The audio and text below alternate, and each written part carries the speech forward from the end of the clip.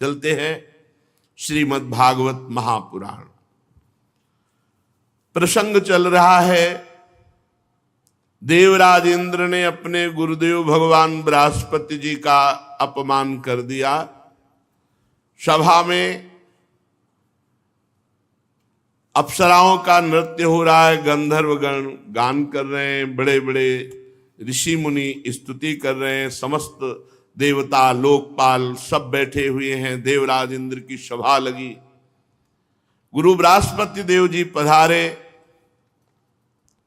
गुरुदेव के आने पर समस्त लोकपाल सहित देवता खड़े हो गए, पर देवराज इंद्र इंद्राणी के साथ वैसे ही बैठे रहे, ना कोई हाथ जोड़ना, ना कोई नमस्कार मुद्रा, बस घमंड ये हो जाता है। अगर भगवत विमुख वृत्ति हो जाए तो घमंड बहुत जल्दी चढ़ जाता है, और घमंड हो जाए तो बड़े से बड़ा अपराध हो जाता है। देवगुरु बृहस्पति जी ने देखा कि देवराज इंद्र को त्रिभुवनपति होने का बड़ा घमंड है, इसीलिए खड़ा नहीं हुआ, आदर नहीं किया, वापस लौट गए। जब वो वापस लौट गए तब बुद्धि होश में आई और अपनी बड़ी निंदा की सभा में कि मैंने अपने गुरुदेव का अपमान कर दिया। हाय, ये त्रिभुवनपति पद कितना मदांध करने वाला है कि परम ज्ञानी परम कृपालु भगवान बृहस्पति जी जो हमारे गुरुदेव हैं उनका हमने अपमान कर। अब क्या दौड़े, बृहस्पति जी त्रिका लग गया, उन्होंने देखा कि वो आ रहा है तो अंतर्ध्यान हो गए, और ऐसी जगह एकांत में हो गए कि इंद्र ध्यान करने पर भी नहीं ढूंढ पाए। अब घबरा गए।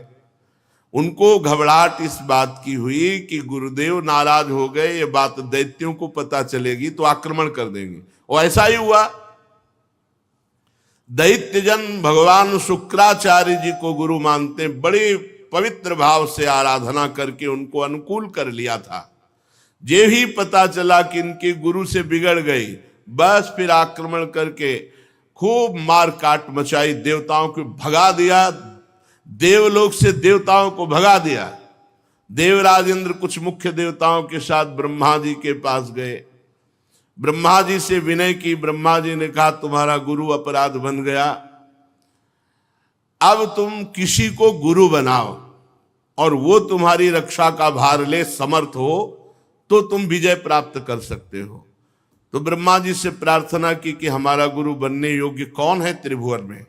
तो कहा त्वष्टा के पुत्र विश्वरूप जी। विश्वरूप जी बड़े ही जितेंद्रिय, धर्मनिष्ठ, वेदज्ञ और तपस्या के धनी हैं। वो यदि आपके गुरु बनने का पद स्वीकार कर ले तो वो विजय दिला सकते हैं, पर उनमें एक बात है कि उनकी माता दैत्य वंश की है, तो ये भांजे हुए दैत्यों के, तो ये तुम्हारे गुरु तो बनेंगे पर इनका प्रेम दैत्यों के प्रति है, अगर उसको क्षमा कर सको तो ये तुम्हें विजय दिला देंगे। त्वष्टा के पुत्र विश्वरूप जी के पास देवराज इंद्र बड़े बड़े लोकपाल गए, विनय की और कहा हम आज्ञा भी करते हैं क्योंकि हम श्रेष्ठ देवता हैं, आप हमारे गुरु पद पर विराजमान हो। हमारी प्रार्थना भी है, हमारी आज्ञा भी है। विश्वरूप जी ने कहा यद्यपि ये निंदनीय है, ये बुद्धि को भ्रष्ट कर देता है, पर जब आप हमारे यहाँ अतिथि रूप से आए और आप ऐसी आज्ञा भी कर रहे हैं और प्रार्थना भी कर रहे हैं, तो मैं आपके गुरु पद को स्वीकार करता हूं। और दिव्य वैष्णवी विद्या का प्रयोग किया। समस्त देवताओं के जो अंग भंग हो गए थे सब पुष्ट हो गए,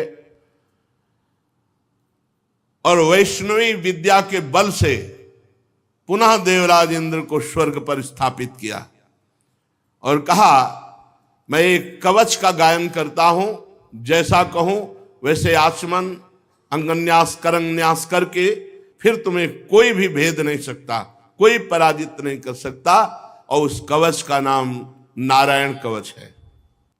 त्रिलोकी का राज्य जब देवराज इंद्र को प्राप्त हुआ तो विश्वरूप जी ने कहा शांत होकर एक सब देवता लोग कवच सुनो, उसे कोई भी कभी भी परास्त नहीं कर सकता। उसका नाम है नारायण कवच। चाहे जितना आक्रमणकारी कोई शत्रु हो, भूत हो, प्रेत हो, कुछ भी, मारण, मोहन, वशीकरण, उच्चाटन के ऊपर कोई प्रभाव नहीं पड़ सकता।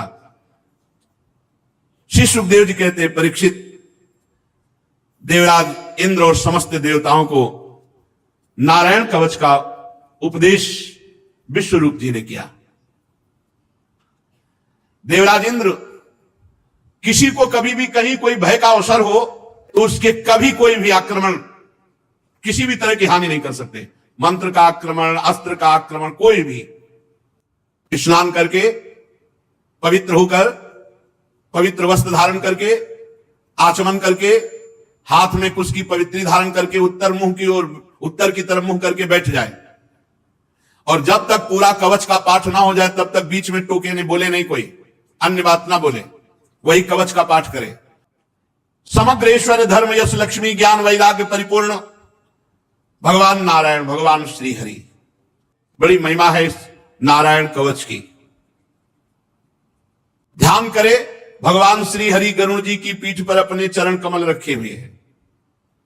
अणिमादि आठों सिद्धियां हाथ जोड़े भगवान के सामने खड़ी है। 8 हाथों में शंख, चक्र, ढाल, तलवार, गदा, बाण, धनुष, पास धारण की हुई है।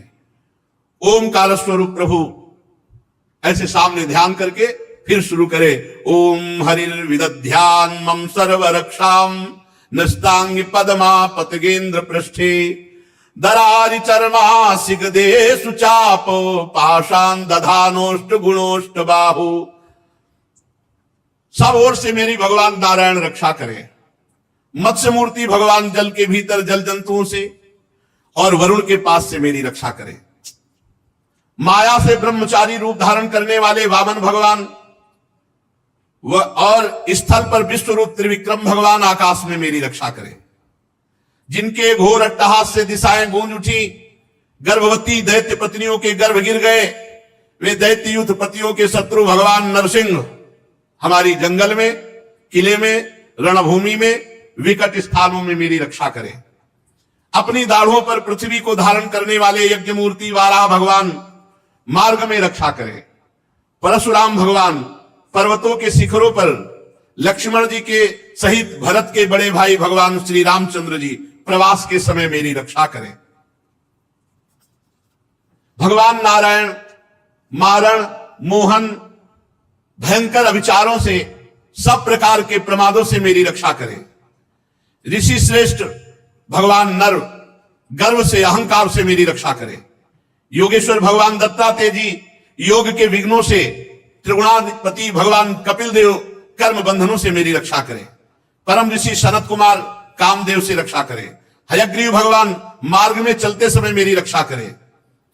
देव मूर्तियों को देखकर जो नमस्कार नहीं करता है उसको अपराध लगता है, उस अपराध से देव ऋषि नारद जी और 32 सेवा अपराधों से भगवान नारद और कच्छप जी हमारी रक्षा करें। कल जहां विश्राम हुआ था वो था 32 सेवा अपराधों से भगवान नारद जी हमारी रक्षा करें, और जो हमसे पाप कर्म बन गए हैं, हमें नरक ले जाने वाले हैं, उनसे कच्छप भगवान हमारी रक्षा करें। धनवंतरिर भगवान पात्व पथ्याद्वंद्वाद भयादृशभो निर्जितात्मा यज्ञश्च लोकादवताद जनांताद बलो गणात् क्रोध वशाद हिंद्रः द्वैपायनो भगवान प्रबोधात् बुद्धस्तु पाखंड गणात् प्रमादात् कल्किः कले कालमलात् प्रपातु धर्मावनायो रुकृतावतारः माम केशवो गदया प्रातरव्यात् गोविंद आसंगव मात्र वेणु नारायण पर्णि उदात्त शक्तिर मध्यंदिने विष्णुरनीन्द्र पाणि। भगवान धनवंतरी कुपथ्य से रक्षा करें। जितेंद्री भगवान ऋषभ देव सुख दुख आदि द्वंद्वों से, भयदायक द्वंद्वों से भगवान ऋषभ देव जी रक्षा करें। यज्ञ भगवान लोकापवाद से रक्षा करें। भगवान बलराम जी मनुष्यकृत कष्टों से रक्षा करें। भगवान अनंत शेष जी क्रोधवश नामक सर्पों के गणों से मेरी रक्षा करें। भगवान श्री कृष्ण द्वैपायन व्यासदेव जी अज्ञान से हमारी रक्षा करें। बुद्धदेव भगवान पाखंडियों से और प्रमाद से हमारी रक्षा करें। धर्म रक्षा के लिए महान अवतार धारण करने वाले भगवान कल्कि पाप बहुल कलिकाल के दोषों से हमारी रक्षा करें। प्रातः काल भगवान केशव अपनी गदा लेकर हमारी रक्षा करें। दिन चढ़ाने पर भगवान गोविंद अपनी बांसुरी अधरों पर विराजमान करके हमारी रक्षा करें। दोपहर के पहले भगवान नारायण तीक्ष्ण शक्ति लेकर और दोपहर को भगवान विष्णु सुदर्शन चक्र के द्वारा हमारी रक्षा करें। तीसरे पहर में भगवान मधुसूदन अपना प्रचंड धनुष लेकर मेरी रक्षा करें। सायंकाल भगवान ब्रह्मा जी त्रिमूर्तिधारी माधव, सूर्यास्त के बाद ऋषिकेश भगवान रक्षा करें। अर्धरात्रि के पूर्व और अर्धरात्रि के समय भगवान पद्मनाभ हमारी रक्षा करें। रात्रि के पहले प्रहर में श्री वत्सलांक्षन भगवान हरिजू रक्षा करें। उषा काल में खड्गधारी भगवान जनार्दन रक्षा करें। सूर्योदय से पूर्व श्री दामोदर भगवान और संध्याओं में काल मूर्ति भगवान विश्वेश्वर हमारी रक्षा करें। हे सुदर्शन चक्र, आपका आकार चक्र की तरह है, जैसे रथ का पहिया। आपके किनारे का भाग प्रलयकालीन अग्नि के समान अत्यंत तीव्र है। आप भगवान की प्रेरणा से ही भक्त रक्षा के लिए जाते हैं और सदैव आप घूमते रहते हैं। जैसे आग वायु की सहायता से सूखे घास फूस को जला डालती है, ऐसे ही आप जो भगवान की शरण में हैं उनके विघ्नों को, कष्टों को, पापों को और दुष्ट जनों को शीघ्र से शीघ्र जला दीजिए, जला दीजिए। हे भगवान की कौमोदकी गदा, आपसे छूटने वाली चिंगारियों का स्पर्श वज्र के समान असह्य है। हे भगवान अजित की प्रिय गदा, मैं भगवान का सेवक हूं, इसलिए आप कुष्मांड, विनायक, यक्ष, राक्षस, भूत, प्रेत आदि ग्रहों को कुचल डालिए और मेरे शत्रुओं को चूर चूर कर दीजिए। हे भगवान का पांचजन्य शंख, आप श्री कृष्ण चंद्रजू के फूंकने से जो शब्द करते हैं, शत्रुओं का दिल दहला देने वाले यातधान, प्रमद, प्रेत, मातृका, पिशाच, ब्रह्म, राक्षस, इन सब से आप हमारी रक्षा कीजिए। हे भगवान की प्यारी तलवार, आपकी धार बहुत तीक्ष्ण है। आप श्री भगवान की प्रेरणा से भक्तों की रक्षा के लिए उनके शत्रुओं को छिन्न भिन्न कर दीजिए। हे भगवान की प्यारी ढाल, आप में सैकड़ों चंद्राकार मंडल हैं। आप बड़ी तेजोमयी हैं। जो पाप दृष्टि, पापात्मा, शत्रु, जो भक्तों को कष्ट देने वाले हैं, उनको सदा सदा के लिए उनकी आंखें बंद कर दीजिए। सूर्य आदि ग्रह, पुच्छल तारे, केतु, दुष्ट मनुष्य, सर्प आदि रेंगने वाले जंतु, दाढ़ों वाले हिंसक पशु, भूत प्रेत आदि पापी प्राणी, ये जो हमें भय दे, जो हमारा मंगल विनाश करने वाले हैं, हे भगवान के नाम, हे भगवान के आयुध, भगवान नाम कीर्तन के प्रभाव से तत्काल समस्त अमंगल नष्ट हो जाए। वृहद रथंतर सामवेदी स्तोत्रों द्वारा जिन श्री भगवान की स्तुति की जाती है, वेद मूर्ति भगवान गरुण देव जी, विश्वक्सेन जी, भगवान के नामों का उच्चारण, नामों का कीर्तन करने से समस्त विपत्तियों का नाश कर देते हैं। हे हरि के नाम, आप महान महिमामय हो। हे हरि के वाहन, आप महिमामय हो। हे आयुध, हे भगवत पार्षद, आप हमारी बुद्धि, इंद्री, मन और प्राणों की समस्त विपत्ति आपत्तियों से रक्षा कीजिए। जितना भी ये कार्य कारण जगत है सब वास्तव में भगवान ही बने हुए हैं। इस सत्य के प्रभाव से हमारे सारे अमंगल नष्ट हो जाएं, सारे उपद्रव नष्ट हो जाएं। जो लोग ब्रह्म और आत्मा की एकता का अनुभव कर चुके हैं उनकी दृष्टि में भगवान का स्वरूप समस्त विकल्पों और भयों से, भेदों से रहित है। फिर भी माया शक्ति के द्वारा भूषण, आयुध और विविध प्रकार की शक्तियों को भगवान धारण करते हैं। ये बात निश्चित सत्य है और ये धारण करते हैं हम भक्तों की रक्षा के लिए। इसलिए विश्व रूप भगवान हमारी रक्षा करें। जो अपने भयंकर अट्टहास से लोक के लोक भयभीत कर देते हैं, जो अपने तेज से सबका तेज ग्रस लेते हैं, ऐसे भगवान नरसिंह देव दसों दिशाओं में हमारी रक्षा करें।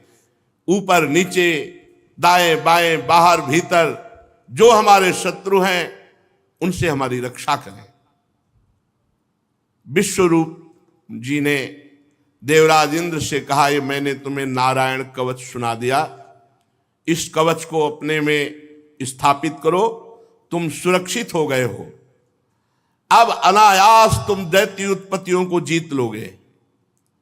जो नारायण कवच तुम्हें हमने सुनाया, इसे जो सुनेगा उसके सारे पाप नष्ट हो जाएंगे। तो कोई भी शत्रु से परास्त नहीं कर सकता। वो नेत्रों से देख ले या पैर से छू ले तो तत्काल समस्त भयों से मुक्त हो जाएगा। ये वैष्णवी विद्या है। प्रेत, पिशाच आदि नहीं कभी आएंगे, बाघ आदि, सर्प आदि ये जीव कभी नहीं काटेंगे, अकाल मृत्यु नहीं होगी। बड़ा दिव्य है ये नारायण कवच। प्राचीन काल की बात है कि एक कौशिक गोत्री ब्राह्मण इस नारायण कवच को धारण करके उसका शरीर मरुभूमि में छूट गया था। तो जहां उस ब्राह्मण का शरीर पड़ा था, हड्डियां पड़ी थी, जो नारायण कवच बांध करके प्राण छूट गए थे, तो उसके ऊपर से एक दिन गंधर्वराज चित्ररथ अपनी स्त्रियों के साथ विमान पर बैठकर जा रहा था। जे भी उन हड्डियों के ऊपर से निकला ते ही विमान खोपड़ी के बल उल्टा होकर के गिर पड़ा। इस घटना से बड़ा आश्चर्य हुआ उसको। फिर उसने वाल्खिल्य ऋषियों से प्रार्थना की कि इस भूमि में ऐसा क्या है कि मेरा विमान आगे नहीं जा पाया और उल्टा होकर गिर पड़ा। तब उन्होंने कहा कि नारायण कवच बांधे हुए यहां जिसका शरीर छूटा है, जिसकी हड्डियां पड़ी हैं, वो नारायण कवच से युक्त है, इसलिए तुम ऊपर विमान से नहीं जा पाए और नीचे गिर पड़े। तब उसने उन हड्डियों को ले जाकर सरस्वती नदी में प्रवाहित किया और फिर स्नान करो गया। ऐसा प्रभाव नारायण कवच का है। भगवान सुखदेव जी कहते हैं, परीक्षित, इस नारायण कवच को जो समय पर सुनता, और कोई भी इस वैष्णवी विद्या पर प्रहार नहीं काम कर सकता। तंत्र, मंत्र, मारण, वशीकरण, उच्चाटन, भूत प्रेत, कोई भी, ये पक्की बात। विश्व रूप से ये वैष्णवी विद्या सब देवताओं को मिली और रणभूमि में असुरों को पराजित कर दिया। पर कपटी को कभी अपना मित्र नहीं बनाना चाहिए और स्वार्थी को कभी शिष्य नहीं बनाना चाहिए। अगर कपटी को मित्र बनाओगे तो धोखा मिलेगा और स्वार्थी को शिष्य बनाओगे तो हानि हो जाएगी। वो अपने गुरु पर ही प्रहार कर देगा। स्वार्थी नहीं देखता कि अपराध क्या है या लाभ क्या है, वो स्वार्थ में अंधा हो जाता है। बहुत से ऐसे उदाहरण हैं। तो इंद्र देवता बड़े स्वार्थी हैं। जब जरूरत पड़ी थी तो गुरुदेव प्रणाम और नमस्कार, जब नारायण कवच पहनाकर विश्व विजयी बनाकर त्रिभुवन पति पर पद पर बैठाल दिया, तब देखो क्या व्यवहार करते हैं। स्वार्थी का व्यवहार कैसा होता है।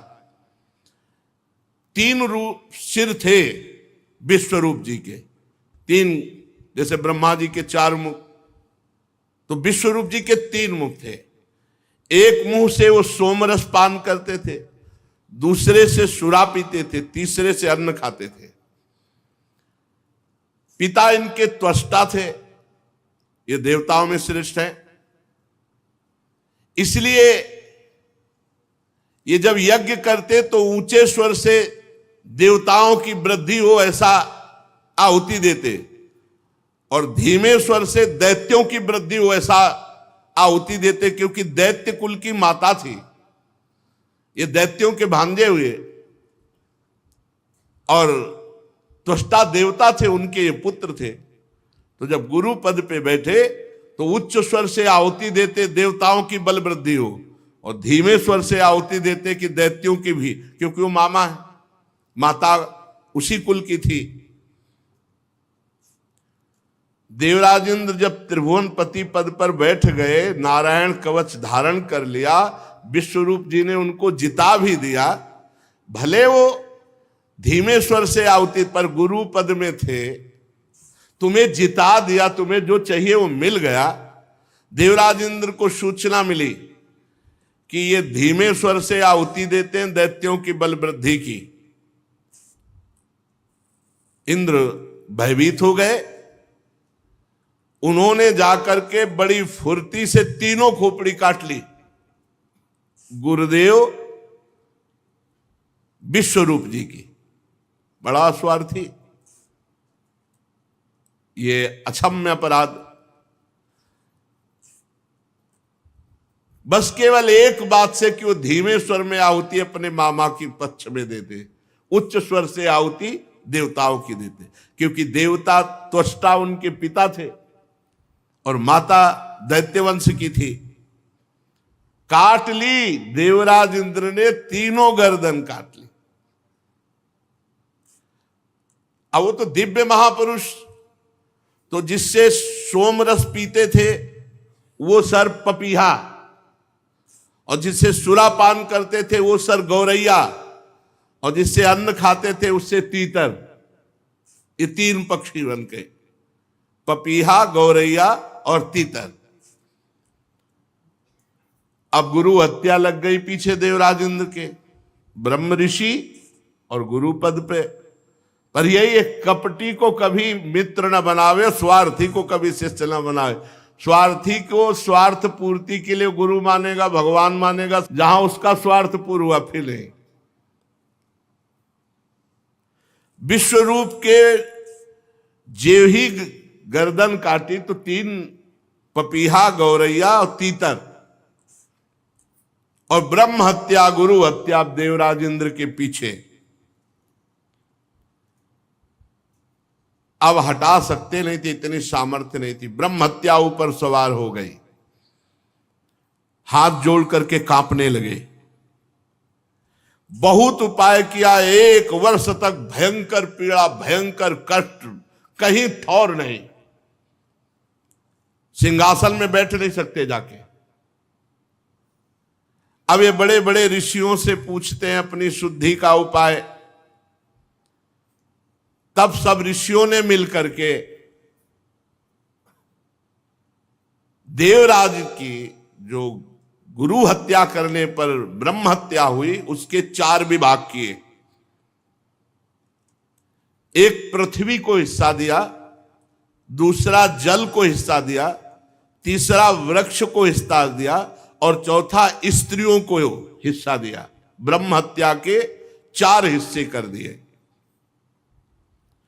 पृथ्वी में ये वरदान दिया, पृथ्वी की जो ब्रह्म हत्या का स्वरूप है वो ऊषर भूमि है, और जल में जो ब्रह्म हत्या का स्वरूप है फेन बुदबुदा है, उसे हटा के ही गोता मारा जाता है। जब कभी जल में तो फिर ऐसे गोता मारा जाता है। ऊषर भूमि में कोई अनुष्ठान नहीं किया जाता, वो अपवित्र भूमि मानी जाती है। और वृक्ष में जो गोंद निकलती है, और माताओं बहनों में जो मासिक धर्म होता है, इसे ब्रह्म हत्या कहा जाता है। 3 दिन तक किसी भी तरह माता बहनों को रसोई स्पर्श करना या पवित्र कार्य करना निषेध किया गया है। 3 दिन तक एकांत सेवन करते हुए अंदर भगवान नाम जप करते हुए व्यतीत करे। ये उस समय ब्रह्म हत्या का ये आवेश जो 3 दिन तक मासिक धर्म होता है, हमारी शास्त्रीय पद्धति ऐसा है। तो पृथ्वी में ऊषर भूमि और उनको वरदान दिया कि कहीं भी कितना भी बड़ा गड्ढा हो, बिना भरे अपने आप पूर्ण हो जाएगा समय आने पर। और चतुर्थांश पृथ्वी को ब्रह्म हत्या का स्वीकार करना, वही ब्रह्म हत्या पृथ्वी में कहीं कहीं ऊषर के भूमि के रूप में दिखाई देती है। दूसरा ब्रह्म हत्या का जो भाग मिला वृक्षों को, ये गोंद ब्रह्म हत्या का स्वरूप है। इसे कोई भी शास्त्रीय पद्धति जानने वाला नहीं खाता। ये जो गोंद वृक्षों की है, इसका प्रयोग उसे बहुत बलिष्ठ है, इसको बलवर्धक पदार्थों में प्रयोग करते हैं, पर इसको जो शास्त्रीय पद्धति जानने वाला है वो गोंद का भक्षण नहीं करता। उनको वर्ण मिला कि कोई भी हिस्सा कट जाने पर फिर तुम पुनः जम जाओगे, और गोंद के रूप में ब्रह्म हत्या दिखाई पड़ती। स्त्रियों में मासिक धर्म के रूप में ब्रह्म हत्या का जो महीने में रज के रूप में दिखाई पड़ती है, उस समय किसी का स्पर्श करना, रसोई आदि का स्पर्श करना, भगवत विग्रहों की सेवा कर, यह सब निषेध किया गया है। जल ने जो चतुर्थांश स्वीकार किया, वो फेन बुदबुदा काई, और उनको वर मिला कि कितना भी खर्चा किया जाए तुम घटोगे नहीं, बढ़ते ही जाओगे, तुम्हारी बढ़ती। इस तरह जो ब्रह्म हत्या थी वो 4 भागों में ऋषियों ने मिलकर के विभाजित किया: पृथ्वी, जल, वृक्ष और स्त्रियां। ऊषर भूमि, फेन बुदबुदा काई, गोंद और मासिक धर्म। अब विश्वरूप की मृत्यु के बाद उनके पिता त्वष्टा बहुत दुखी हुए कि बड़े छलिया देवता है, जरूरत पड़ी तो आए, गुरु के पद में वरण किया, और जब काम हो गया तो गर्दन उड़ा दी। बहुत विचित्र है। तो उन्होंने एक यज्ञानुष्ठान किया कि हम अपने पुत्र का बदला लेंगे। हतपुत्रस्ततस्त्वष्टा जुहावेन्द्राय सत्रवे, इंद्र शत्रु विवर्धस्व मां चिरम जहि विद्विषम। विश्वरूप की मृत्यु के बाद त्वष्टा ने एक यज्ञ किया, हे इंद्र शत्रु, तुम्हारी अभिवृद्धि हो और शीघ्र से शीघ्र तुम अपने शत्रु को मार डालो। इस मंत्र से इंद्र का शत्रु उत्पन्न करने के लिए यज्ञ किया। यज्ञ समाप्त होने पर अन्वार पचन नामक अग्नि, दक्षिणाग्नि से जो ही यज्ञ पूर्ण हुई तो एक बड़ा भयावना दैत्य प्रकट हुआ। ऐसा विकराल आकाश तक बढ़ा हुआ मानो साक्षात काल ही हो। अब ये लोकों का मानो प्रलय कर देगा ऐसा। त्वष्टा के पुत्र विश्वरूप जी की जब देवताओं ने, देवराज इंद्र ने वध कर दिया तो त्वष्टा को बड़ी नाराजगी हुई। उन्होंने यज्ञ किया और ऐसा भयानक दैत्य प्रकट किया। परीक्षित पहाड़ के समान काला, बड़ा डील डोल और संध्याकालीन बादलों के समान कांति, सिर के बाल, दाढ़ी, मूछ तपे हुए तांबे के समान लाल रंग के, नेत्र ऐसे लगते जैसे दोपहर के प्रचंड 2 सूर्य, चमकता हुआ 3 नोकों वाला त्रिशूल, और जे ही पग बढ़ाया तो पृथ्वी डगमगाने लगी जैसे नौका पे कोई बलवान गजराज चढ़ रहा हो। त्रिशूल को अंतरिक्ष पर उठाकर जम्हाई ली तो मुंह ऐसा खुला मानो भारी कोई कंदरा हो। ऐसा लग रहा था आकाश को पी जाएगा, जीभ से नक्षत्रों को चाट जाएगा, विशाल विकराल दाढ़ों वाले मुंह से तीनों लोगों को निगल जाएगा।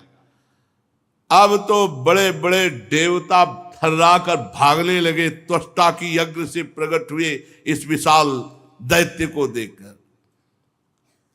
परीक्षित, ये त्वष्टा के तमोगुणी पुत्र ने सारे लोगों को भयभीत कर दिया। इसी से अत्यंत क्रूर दर्शन में थे तो नाम पड़ा वृत्तासुर। वृत्तासुर, संपूर्ण लोग भयभीत। ये कोई और नहीं है, ये महाभागवत है, चित्रकेतु जी, जो शंकरषण भगवान की कृपा से इनको एक विमान मिला था। ये विमान पर बैठ करके भगवान शंकर के समीप विमान पर चढ़े। अब उस समय वो तो देवाधिदेव महादेव महायोगिंद्रो मुनिंद्रो के गुरु, तो भगवती अम्बा वामांग में विराजमान थी, त्रिपुर सुंदरी और सनकादि बड़े बड़े ब्रह्म ऋषियों को उपदेश कर रहे थे। तो ये गए सभा में, आप अपनी पत्नी को वामांग में विराजमान की हो। भगवान शिव तो कुछ बोले ले। माता जी ने कहा दुष्ट, जगत गुरु को समझाने आया है तो इनकी महिमा को समझता है। हम दो हैं, तेरी दृष्टि द्वैत से युक्त, हम दो थोड़ी, हम तो शिव ही हैं। शिव शिवा केवल कहने को है, तू क्या इनको जगत गुरु को उपदेश कर रहा है? असुर बुद्धि, जा दैत्य भाव को प्राप्त हो। वही वृत्तासुर के रूप में ये भगवान संकर्षण के महान भक्त श्री हरि के बड़े बड़े देवता थर्रा उठे। अब देवराज इंद्र ने देवताओं से कहा आक्रमण करो, पहले ही मार दो, नहीं तो मार देगा, यज्ञ से प्रकट हुआ है। सब देवता अपने दिव्य अस्त्र शस्त्र लेकर के, परंतु वृत्तासुर जैसे कोई दांत खोदने की सीख ना हो, ऐसे सब दिव्यास्त्रों को पकड़ पकड़ के ऐसे दांत से काट काट के फेंक दिए। जितने उनके अस्त्र शास्त्र सब ऐसे चबा चबा के थूक दिए, जैसे कोई पान चबा के। बड़े बड़े दिव्यास्त्रों को ऐसे। देवताओं के आश्चर्य की सीमा न रही, भागे देवराज इंद्र से कहा कुछ चलाएं। जितने दिव्यास्त्र हैं वो सब ऐसे चबा रहा लौंग इलायची की तरह। अब सब उदास हो गए और भागे सब स्वर्ग छोड़ के, पहुंचे वैकुंठनाथ भगवान नारायण को स्तवन किया। अब एक ही उपाय है, स्तवन किया, हे प्रभु, हे करुणा सागर, वायु आकाश अग्नि जल पृथ्वी ये पांच भूत आप ही प्रकट किए हो। प्रभु आप ही काल रूप हो, सब आपसे ही भयभीत रहते हैं। भगवान हम भयभीत हैं, वृत्तासुर से रक्षा करो हमारी। प्रभु अगर कोई आपका सहारा न लेकर इस भय से बचने के लिए किसी और का सहारा ले तो ऐसे जैसे कुत्ते की पूंछ पकड़ के कोई समुद्र पार जाना चाहता हो। वैवस्वत मन पिछले कल्प के अंत में जब भयभीत हुए तो आपका सहारा लिया, तो प्रलय के जल के समय आप मत्स्यावतार धारण करके उनकी रक्षा की। प्रभु ऐसे ही हम भयभीत हैं, हम आपकी शरण में हैं, वृत्तासुर से हमारी रक्षा करो। प्रभु आप अवश्य बचाओगे, हमें विश्वास है। पहले कह रहे अवश्य बचाओगे, हमें विश्वास है। प्रभु आप ही हम सबकी उत्पत्ति का कारण हो। ये बड़े स्वार्थी, ऐसा ही गजा के विश्वरूप जी से प्रार्थना की थी। स्वार्थी से कभी भरोसा न करे। जब सत्यभामा जी की इच्छा के लिए पारिजात लेने भगवान गए थे ना, तो युद्ध किया था इन देवताओं ने। जरूरत पड़ी तो घुटने टेक दिए, और जब समझा कि अब जरूरत नहीं है तो युद्ध शुरू कर दिया भगवान से। स्वार्थी से कभी विश्वास नहीं। इसीलिए एकमात्र हेतु की कृपाल भगवान श्री हरि है। प्रभु आपकी कृपा से हम विपत्ति से बच सकते हैं, हमें संकट से पार करो। उदार शिरोमणि, हम देवता लोग आपके ही जियाए जी रहे, आपके ही कल्याण करने से निर्भय है। बड़ी विनय की, प्रभु आप ही आप। श्री सुखदेव जी कहते, महाराज देवताओं ने इस प्रकार भगवान की स्तुति की तो भगवान प्रकट हो गए और भगवान के शरतकालीन कमल के समान खिले हुए नेत्र, 16 पार्षद भगवान की सेवा में, बड़े ही सुंदर भगवान का सौंदर्य, वक्षास्थल श्रीवत्स का चिन्ह, गले में कौस्तुभ मणि, सब देवता साष्टांग धरती पर लौट गए। दृष्ट्वा तम वनौ सर्वौ ईक्षणाह्लाद विक्लवाहा दंडवत पतिता राजन छनैरुत्थाय तुष्टौ। भगवान को देख सब साष्टांग दंड के समान लेट गए, धीरे धीरे उठे हाथ जोड़ करके। फिर भगवान से, हे भगवान आप ही यज्ञ में स्वर्ग आदि देवताओं को शक्ति देने वाले हो, आप ही यज्ञ के फल देने वाले हो, आप ही यज्ञ में विघ्न डालने वाले दैत्यों का नाश करने वाले हो, इसलिए प्रभु हम आपको बार बार नमस्कार करते हैं। आपके अनंत नाम हैं, आपके नामों की सीमा नहीं है। प्रभु सतोगुण रजोगुण तमोगुण, इन तीनों गुणों के अनुसार उत्तम मध्यम निकृष्ट गतियां वो सब आप देते हो, आप ही गतियां देने वाले हो। प्रभु इस कार्य कारण जगत रूप के स्वामी आप ही हो। हे भगवान आपकी अगणित महिमा है, आपकी लीला का रहस्य जानना बड़ा कठिन है। हे भगवान हम ठीक ठीक सृष्टि के कार्य को समझ नहीं पाते, कब क्या कैसा, और ये सब आप करने वाले हो। प्रभु आप अंतर्यामी हो, आप अंतरात्मा हो। नाथ श्रुतियां आपका केवल नेति नेति कह के वर्णन करती है। हे मधुसूदन आपकी महिमा रस का अनंत समुद्र है, उन्हें नन्हे से सीकर एक बार थोड़ा सा कोई आनंद चख ले तो परमानंद में डूब जाता है। प्रभु जो थोड़ा सा नाम का स्वाद चख ले, थोड़ा सा आपकी महिमा प्रेम रस की चख ले, तो उसको लोक परलोक के सारे विषय विष के समान लगने लगते हैं, वो सब भुला देता है और आपके प्रेम में उन्मत्त हो जाता है। जानते हैं देवता ये बात, लेकिन वो प्रेम में मगन नहीं हो सकते, इतना विषय विलासिता है।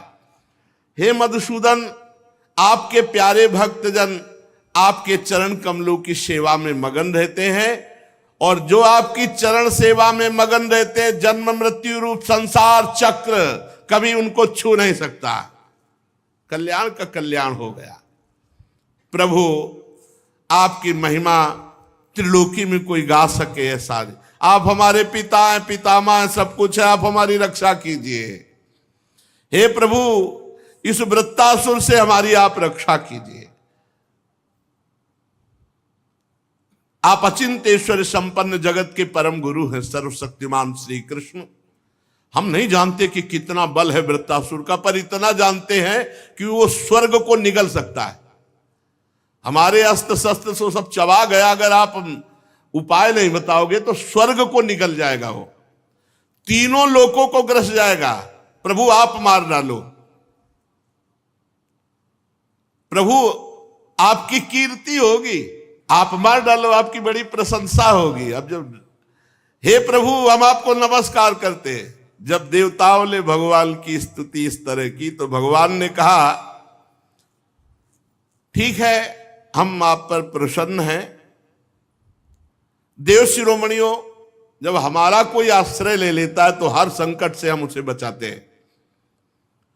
अब कोई ऐसा संकट नहीं है जो दुर्लभ हो और हटाया न जा सके। जो पुरुष मेरी शरण में आ जाता है मैं उसकी इच्छा की पूर्ति कर देता हूं। मुक्ति चाहता है तो मुक्ति, भोग चाहता है तो भोग, जो चाहता है, संकट निवृत्ति चाहता है तो संकट निवृत्ति। पर जो मेरी आराधना करते हैं वो जब मेरे से विषय मांगते हैं, ध्यान से सुन लेना, जो मेरी आराधना करते हैं मेरे भक्त हैं, और जब वो मेरे से विषय मांगते हैं तो जैसे रोगी से कोई कुपथ्य मांगे तो नहीं देता, ऐसे मैं उसे नहीं देता। हमारे भगवान कितने कृपालु हैं। रोगी से जैसे कुपथ्य मांगे मरीज तो नहीं देता, ऐसे जब मेरे भक्त मेरे से विषय मांगते तो मैं उसे नहीं देता।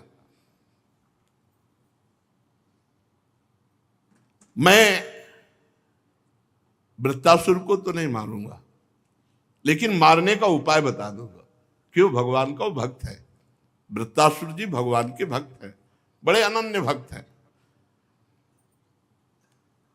देर मत करो, जाओ दधीचि ऋषि के पास जाओ। उनका शरीर परम पवित्र हो चुका है। उपासना, व्रत, तपस्या, भजन से रोम रोम, नस, नाड़ी, हड्डी सब पवित्र हो गई है। उनसे उनका शरीर मांग लो। दधीचि ऋषि ब्रह्मबोध संपन्न महापुरुष है।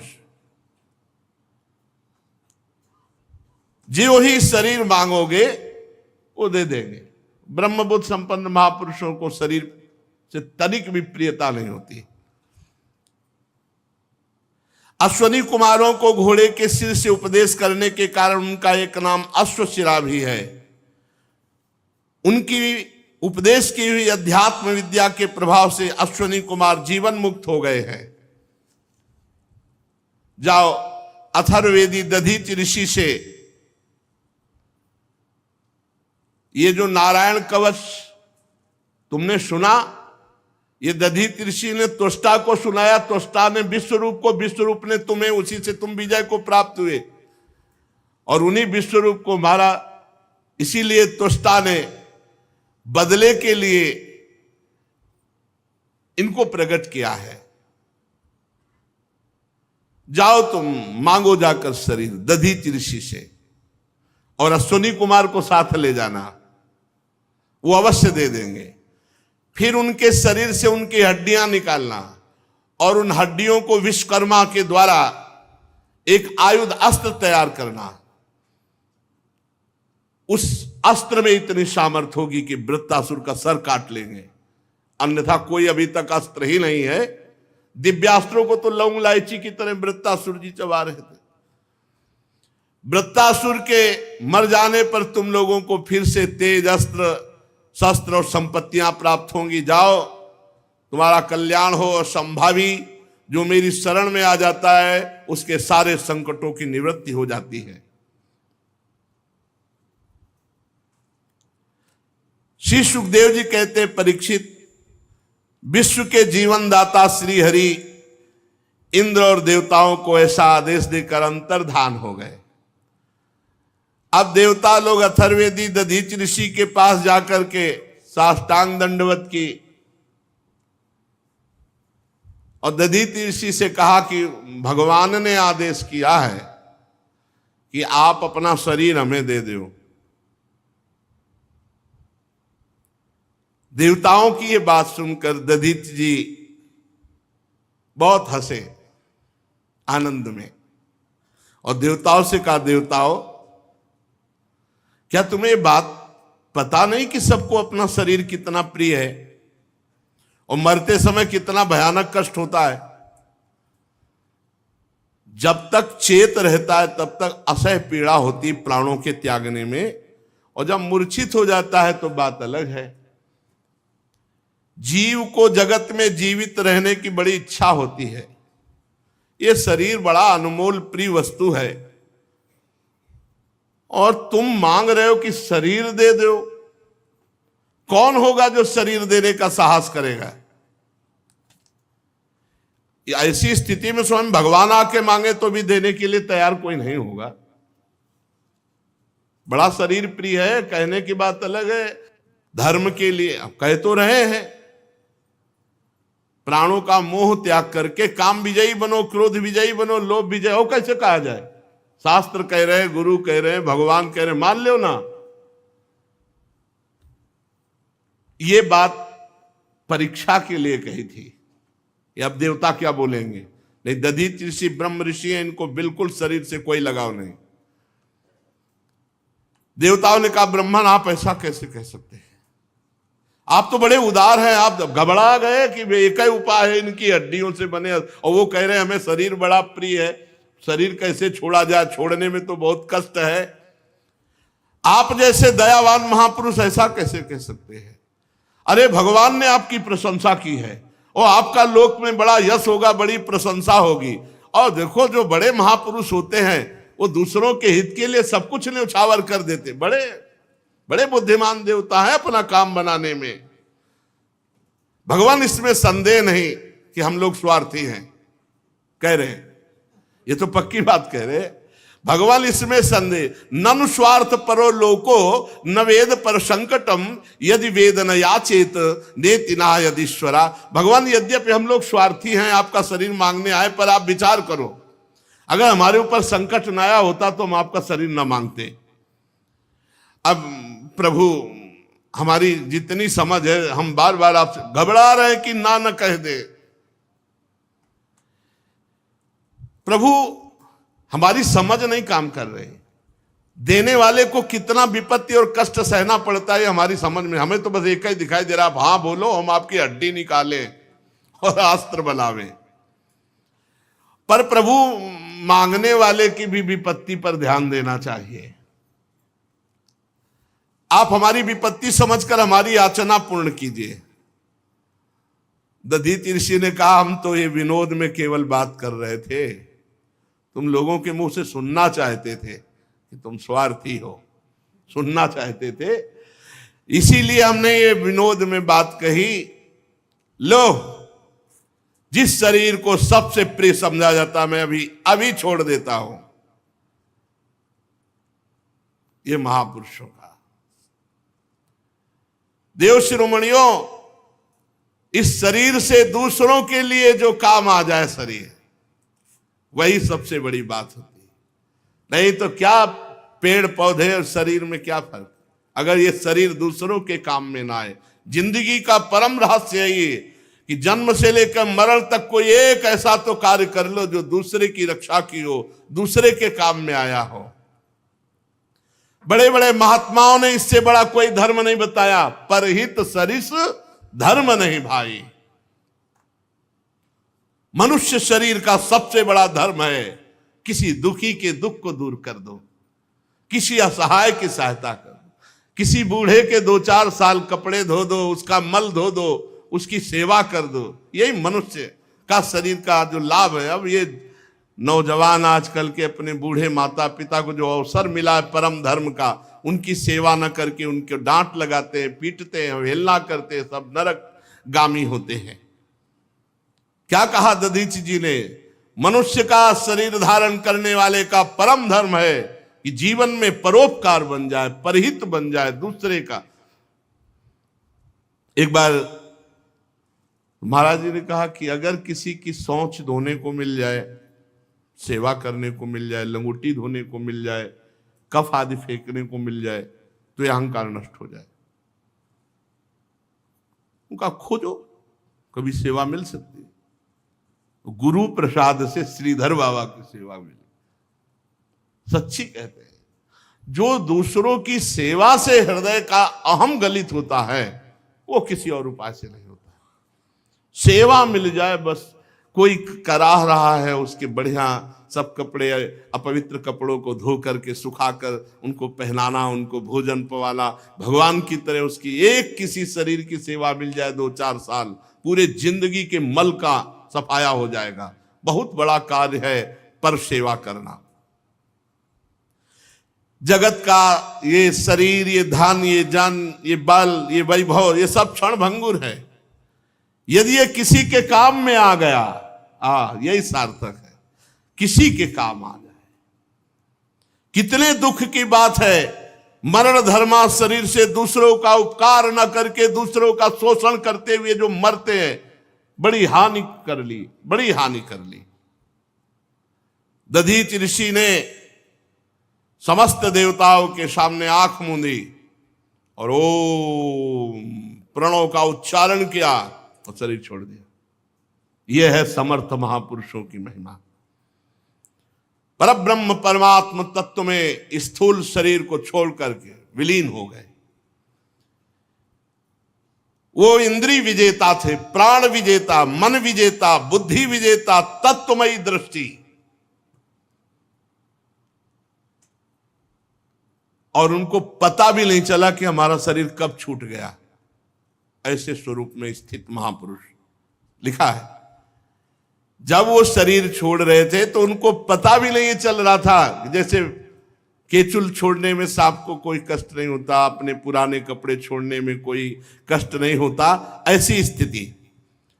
यथाक्षा सुमनो बुद्धिस तत्वदृग्ध्वस्त बंधन आस्थिता परमम योगम न देहम बुबुधे गतम। कब छूट गया शरीर पता ही नहीं चला, ऐसी ब्रह्म स्थिति। अब तो विश्वकर्मा के द्वारा महर्षि दधीच की हड्डियों से अस्त्र बनाया गया, जिसका नाम हुआ वज्र। वज्र अब दधीच ऋषि की अस्थियों से बना हुआ वज्र हाथ में लेकर समुद्र मंथन से निकले हुए ऐरावत हाथी पर विराजमान हुए। ऐरावत हाथी समुद्र मंथन से निकला। सब देवता लोग सेना उनके साथ त्रिलोकी को हर्षित करते हुए वृत्तासुर वध के लिए धावा बोल दिया देवराज इंद्र ने। ठीक वैसे ही जैसे भगवान रुद्र क्रोधित होकर स्वयं काल पर आक्रमण कर रहे हो। सेनापतियों के मन में बड़ा उत्साह था कि भगवान ने कहा है इस अस्त्र से वो मारा ही जाएगा। नर्मदा के तट पर दैत्यों ने आवाहन किया, ललकारा। देवता वहां देवराज इंद्र हाथ में वज्र लिए, रुद्र वसु आदित्य दोनों अश्विनी कुमार, पितृगण अग्नि मरुदगण ऋभुगण साध्यगण विश्व देवता, ये सब। और वृत्तासुर आगे अकेले पूरी पृथ्वी को डगमगाता हुआ, और पीछे दैत्य सेनापति उसकी नमुची संबर अनर्वा द्विमूर्धा ऋषभ अंबर हयग्रीव शंकुशिरा विप्रचित्री अयोमुख पुलोमा बृहस्परमा प्रहेती हेती उत्कल सुमाली माली, हजारों दैत्य पीछे। और दैत्य तो वैसे ही घमंडी स्वभाव के होते हैं, सिंहनाद कर रहे थे और देवसेना पर प्रहार करने लगे। गदा परिक बाण प्रास मुदगर तोमल शूल फरसा तलवार तोप भुषुंडी, इन सब से देवताओं को ढक दिया। कोई भी देवता ऐसे नहीं दिखाई दे रहा था जैसे बादल से सूर्य भगवान ढक जाए। परीक्षित, लेकिन ऐसा प्रभाव वज्र का, एक वज्र के प्रहार से हर अस्त्र के हजारों टुकड़े हो गए, क्योंकि ब्रह्म ऋषि दधीच की हड्डियों से बना हुआ हजार हजार टुकड़े एक एक अस्त्र के कर दिए। इतना दिव्यास्त्र वज्र। और प्रभाव ये कि दिव्यास्त्र वज्र के प्रभाव से किसी के पास कोई अस्त्र नहीं रह गया। दैत्यों के पास अस्त्र ही नहीं रह गए, सब नष्ट हो गए, अंतर्ध्यान हो गए। इतना दिव्य प्रभाव वज्र का, क्योंकि महान तपस्वी भजनानंदी भगवत प्राप्त महात्मा दधीच की हड्डियों का अस्त्र। तब वो देवसेना पर पर्वत उखाड़ उखाड़ के बरसाने लगे, बड़े बड़े पर्वत। तो जैसे अस्त्रों को काट दिया था वज्र ने, ऐसे पर्वतों को धूल बना के उड़ा दिया वज्र ने। जब वृत्तासुर ने देखा कि हमारे अनुयायी तो हर तरह से हार रहे हैं, तो एक भी देवता सकुशल ना बचे, इसलिए दुर्मद महाबली पृथ्वी को डगमगाता हुआ आगे बढ़ा। जैसे भगवत विमुख पुरुष का भगवत भक्त के ऊपर किया हुआ मारण मोहन वशीकरण उच्चाटन सब व्यर्थ हो जाता है, ऐसे ही दैत्यों का घमंड तो नष्ट हो गया वज्र के प्रभाव से। और वृत्तासुर को ही अकेले छोड़ के सब भाग पड़े दैत्य, कोई टिका नहीं, सबके अस्त्र गायब हो गए, नष्ट हो गए। वृत्तासुर धीरे धीरे महान मद से युक्त आगे बढ़ा। देवता देखकर भयभीत होकर भाग गए। देवताओं की जो सेना थी जब देखा कि वृत्तासुर आ रहे हैं तो अस्त्र नहीं चलाए, देखे के वापस हो गए, क्योंकि इतना भयानक स्वरूप, इतना बलवान। तुम लोग मृत्यु से क्यों भयभीत हो रहे हो, युद्ध भूमि से क्यों भाग रहे हो, ललकारा वृत्तासुर ने। कोई बात नहीं सुन रहा इस समय, मतलब पहाड़ का पहाड़, आकाश को घेरे हुए वृत्तासुर। वृत्तासुर देवताओं से क्रोध से तिलमिलाता हुआ, ओठ को चबाता हुआ, और जो देव सेना डटी हुई थी पैरों से ऐसे जैसे कोई घास फूस रौंदे, ऐसे देवताओं को रौंदता हुआ आगे बढ़ा और डांटा, ए क्षुद्र देवताओं, कायरो, रणभूमि में पीठ दिखा के भागने में तुम्हें शर्म नहीं आती? तुम सूरवीर मानते हो अपने को, डरपोको, तुमको जहां प्रशंसा मिलती वहीं गरजते हो, स्वर्ग में देवता बने पूजते हो, आओ हमारे सामने। तुम्हारे मन में अगर किसी के भी युद्ध का उत्साह हो तो सामने आओ, क्षण भर कोई नहीं टिका।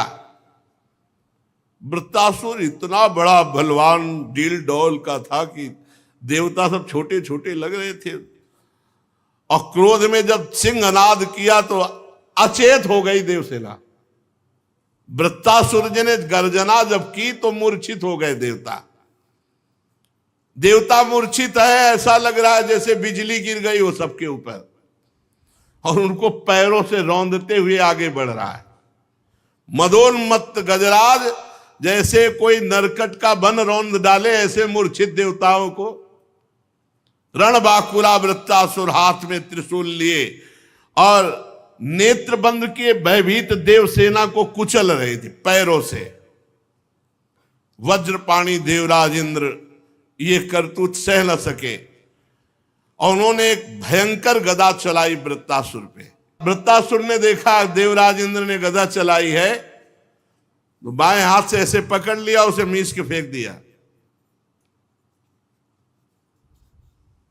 और जब उसको मीस के फेंका तो देवराज इंद्र के वाहन ऐरावत के माथे पे लगी तो घुटने टेक दिए ऐरावत ने। इंद्र ने प्रशंसा की, वाह वीर वाह, ऐरावत को कोई घुटने टिका सके, ऐसा वीर नहीं। खून उगलता हुआ देवराज इंद्र का ऐरावत हाथी घुटने के बल हो गया। होश आया तो 28 हाथ पीछे गिरा जाके, चक्कर ऐसा 28 हाथ पीछे। देवराज इंद्र ने अपने ऐरावत पर दाहिने हाथ का, अमृत सा भी हाथ है, जो ऐसे ही किया तो पूर्ण स्वस्थ। युद्ध धर्म के मर्मज्ञ वृत्तासुर ने कोई प्रहार नहीं किया, शांत। अमृत सावी हाथ से जब ऐरावत की व्यथा मिट गई, फिर स्वस्थ हुआ, रणभूमि में आ गया। वृत्तासुर ने देखा अपने गुरु विश्वरूप का वध करने वाला ये देवराज इंद्र है, और दधीच की हड्डियों से बना हुआ वज्र लेकर हमारे सामने आ गया है। तब कहा, ए क्रूर पाप कर्मा, वैसे तू लड़ने लायक भी नहीं है, क्योंकि तू ऐसा अपराध करता है, पर मेरा आज बड़ा सौभाग्य का दिन है।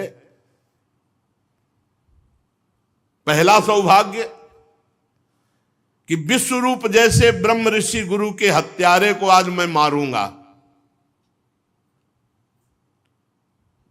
दूसरा सौभाग्य मैं तुम्हारे हाथ में देख रहा हूं, अगर नहीं मार पाया तो तू मुझे मारेगा, क्योंकि ये दधीच ऋषि ब्रह्म ऋषि की हड्डियों से बना हुआ वज्र है, ये निष्फल नहीं जाएगा। मेरा तो सौभाग्य ही है। अगर तुझे मार पाया तो मैं भाई के ऋण से उऋण हो जाऊंगा, क्योंकि तुष्टा के वो पुत्र थे, तुष्टा जी ने इनको भी प्रकट किया था। और अगर तेरे द्वारा मारा गया तो अहोभाग्य, क्योंकि ब्रह्म ऋषि की हड्डियों के द्वारा बने हुए इस वज्र से मैं मारा जाऊंगा। तू कितना पापी है। वृत्तासुर जी कह रहे हैं, तू यज्ञ में दीक्षित होकर जिनको गुरु पद में, उन्हीं को विश्वास दिला करके तलवार से उनके तीनों सिर काट लिए। निंदनीय मनुष्य, जैसे अपने स्वार्थ की पूर्ति के लिए यज्ञ पशु की हत्या कर दे, ऐसे तू देवता होकर, देवराज होकर अपने गुरु की हत्या कर दी। तेरी लज्जा कहां चली गई? कहां चली गई थी तेरी कीर्ति और तेरी बुद्धि? नीच कर्म करने वाला तो मरा हुआ होता है, तू तो राक्षसों से भी गया बीता है। ले अब मेरे त्रिशूल का वार सहे और देख इस त्रिशूल से तेरी कैसे मृत्यु होती है। पापी, आग जैसे जलाती है ऐसे तुझे मेरा त्रिशूल जलाएगा और नरक में जाएगा, क्योंकि गुरु अपराधी है। वहां नारकी जीव तुझे नोच नोच कर खाएंगे। देवता होकर तेरे जैसा नीच कर्म करने वाला मैंने नहीं देखा।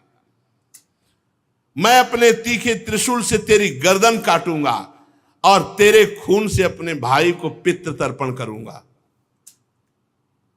शांत हुआ, घबरा गया। पहले शांत हुआ, फिर देवराज ने से कहा, घबरा गया? अरे तू घबरा मत, तेरे हाथ में वज्र है और ये वज्र ब्रह्म ऋषि के अस्थियों से बना हुआ है। जब मैं त्रिशूल चलाऊं तो तू करना प्रहार, इसका प्रहार निष्फल नहीं जाएगा, मैं मारा जाऊंगा। घबरा मत। महाभागवत है, महाभागवत भगवान के परम प्रिय भक्त है। ये तो लीला है इनकी पार्वती जी के शाप से। देख, जब वज्र से मारा जाऊंगा तो मैं महापुरुषों की चरण रज का आश्रय लेने वाले महापुरुषों को जो गति होती है वो मेरी गति होगी। तू घबरा मत। देवराज, मैं तेरे सामने खड़ा हूं, तू मेरा शत्रु है और तेरे हाथ में जो है दिव्यास्त्र है, अमोघ है, ये व्यर्थ कभी नहीं होता, कभी व्यर्थ नहीं। देवराज इंद्र का वज्र कभी व्यर्थ, ये दधीचि ऋषि का प्रताप। तू संदेह मत कर कि जैसे तेरी गदा निष्फल हो गई तेरा वज्र भी निष्फल हो जाएगा। नहीं, ये अमोघ है, इसमें हरि विराजमान है और दधीचि ऋषि का तेज विराजमान। क्योंकि हरि जी ने बताया था ना, मैं देख रहा हूं इसमें हरि विराजमान है और दधीचि ऋषि का तेज विराजमान है। मेरे हरि ने मेरे मारने का उपाय तुझे बताया है और आज्ञा भी दी है, इसलिए ये वज्र कभी निष्फल नहीं होगा, डर मत। और एक बात सुन, जिस पक्ष में मेरे हरि होते हैं विजय उधर ही होती है, तेरी ही विजय होगी, डर मत, तेरी ही विजय होगी। विजय लक्ष्मी सारे गुण वहीं निवास करते जहां श्री हरि। देवराज, थोड़ा समय दे, मैं अपने चित्त को अपने भगवान में लीन करूं और जब इशारा करूं तब वज्र से प्रहार कर देना। क्योंकि मैं जहां बड़े बड़े मुनिजन ध्यान करके पहुंचते हैं, मैं उन प्रभु का वरण करूंगा, उन प्रभु को प्राप्त करूंगा, उन प्रभु के समीप जाऊंगा। इसलिए जब वज्र का प्रहार करना, जब मैं इशारा कर दूं, क्योंकि मुझे थोड़ा समय दे, मैं इस समय अपने भगवान का ध्यान करूं। समय दे देते हैं, थोड़ी देर भगवान का ध्यान करते, शेष चर्चा आगे। श्री राधा वल्लभ लाल की।